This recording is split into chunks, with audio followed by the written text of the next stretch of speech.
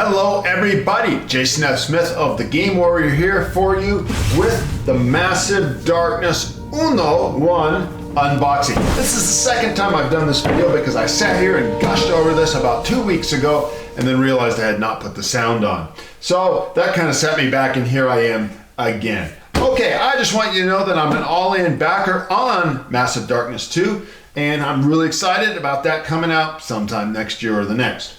This, though, is the first set, and so we're going to dig into it. We're going to unbox it together. It is a game. It's called Massive Darkness. It's like a dungeon crawl, kind of like a Frosthaven, Gloomhaven kind of game, their version of it, so to speak. It's by Simon, publisher, Guillotine Games. It's a game by Raphael Guiton, Jean-Baptiste Lullian, and Nicolas Raut. French names that I am totally butchered, and I apologize. So let's get to this game. Now, first of all, look at this son of a bitch. That is a hefty game. Hefty game. Massive Darkness is a cooperative game of dungeon crawling for 1 to 6 players ages 14 and up. Just, you know, you're gonna get some great miniatures because this is Simon Games. Okay, so we're gonna unbox it. The first thing we see is this fantastic rule book, right? And it is thick. Okay, I think it's got, no, this says rules. So I don't even, oh, here's some quests. So some of this is quests. As usual with Simon Games, you're gonna get a really beautiful book. Now, I don't know how this is gonna be in terms of clarity for how I'm gonna play it. So far, Simon has been pretty good about that. We got some heroes, some combat dice, line of sight, moving. I play a lot of Dungeons and Dragons.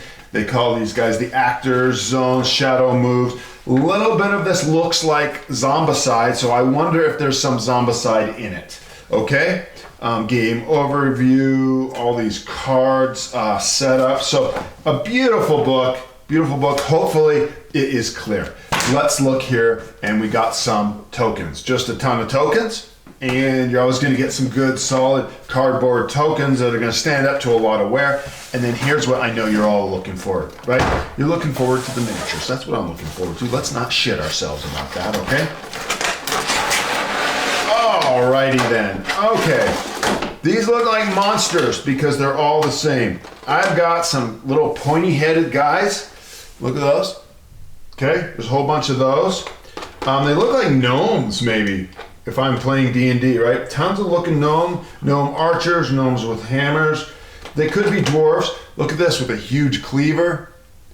All right. These are really finely detailed sculpts, guys. Really looking nice. Here looks like an orc with big ears and 2 swords. Okay. Right off the bat, I'm liking these miniatures. Oh, I like these guys with these big, like, hammers. You can see that. All right. Okay, straight away, I'm happy with that. That looks like some bad guys to really play with. In the second level of the modules, we have trays, and again, this reminds me a lot of Zombicide. So if you played Zombicide and it's the same company, I'm guessing that we're going to get some similarities. There's pegs right there that go with it. Bases for the colors, okay, very similar. Here's some more monsters. Now, I'm guessing, because these miniatures are a little bigger, I bet you these might be either, I don't think they're heroes, because heroes usually come in brown like that. I'm guessing these are bosses. So we might have some bad guy bosses. And these sculpts are fantastic, guys. Here's these guys with little heads. I'm calling them gnomes. Don't know what they are in the game. Oh, yeah. Okay. Now, there's 6 heroes. Looks like a wizard, a guy with an axe, a rogue with 2 blades, a girl rogue with 2 blades, a lady with a bow, so you got an archer, and then you got a dwarf and or gnome again with a huge hammer. Those are your 6 main guys that are coming with it. Looks typical, but the sculpts look fantastic. These look like great miniatures. Lots of detail on them. If you're into painting, I think you're gonna really enjoy that. And then, oh, here we go, right? 4 big monsters. This is what we were waiting for, right? Look at that spider. Okay, guys, that might be the best spider I've seen in gaming. It's actually 5. Here it looks like a naga. You know, a naga is a snake lady from D&D. Look at all those blades. We got a lion guy here. A lion, well, flat out just a lion. Lion Monster. Maybe he's a familiar. Maybe he's a good guy. And then you got two guys that are definitely not good guys that look like demons, Beelzebub and Asmodeus themselves. Of course, I'm making those names up. Let's see. And I dropped a miniature. So I have to get that. Oops, I can reach with my foot and bring that back. And there we go.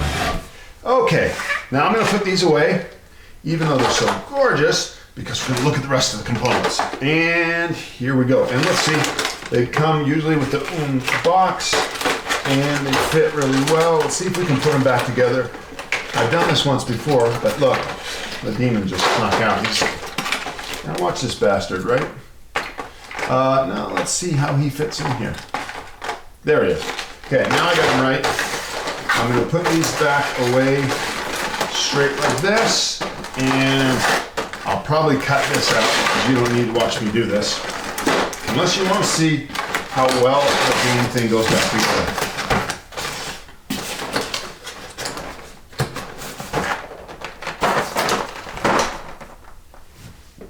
Okay, let's take a look at the rest of the box. And oh, we got tiles, big tiles. Those look straight up Zombicide looking tiles, double-sided. They got little numbers on them, 1R, 2V, or 6V. Yep, very familiar with that. Battle Wizard sheets, a lot of them.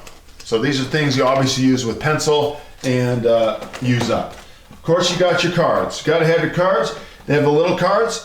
I generally don't like these little cards. The quality is high, but I hate doing little cards. They're too small for me, but Zombicide's used them for years, and I'm sure that they probably go with the trays, and so they fit on there easily, and they made a decision to go with them. Treasure, always good.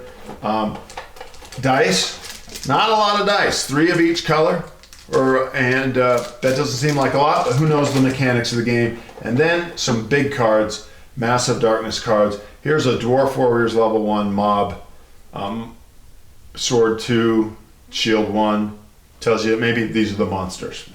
Okay, and that's it. That's the components. So overall, what's my impression with these components?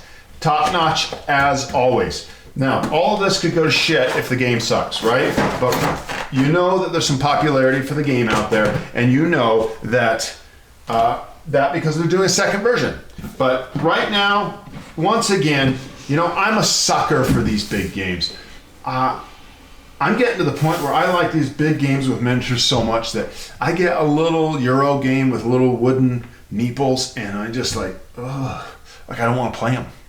I don't want to play them. Now I know that's bullshit, and I'll overcome that eventually. But right now I am in a massive CMON mode, which my miniatures or my games all have to have excellent components. And that's not to say I don't like I just recently played Everdell a lot, and that's got some fun little components. It does use meeples, but that's okay. I'm just talking some of the old games when you got a board and a meeple.